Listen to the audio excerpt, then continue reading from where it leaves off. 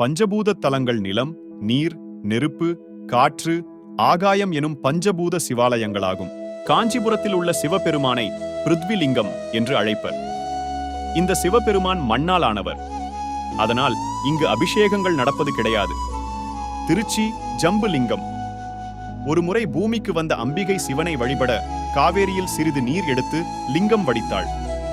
நீரால் செய்யப்பட்டதால் லிங்கம் ஜம்புலிங்கம் என வழங்கப்படுகிறது. ஸ்ரீகாளஹஸ்தி வாயுலிங்கம்.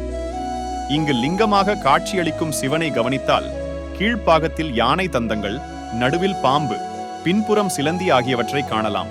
சிதம்பரம் ஆகாசலிங்கம். ஆகாசம் வடிவில் சிவன் இருக்கிறார் என்பதை குறிப்பால் உணர்த்தும் வகையில் சிதம்பர ரகசியம் அமைக்கப்பட்டுள்ளது. திருவண்ணாமலை ஜோதிலிங்கம்.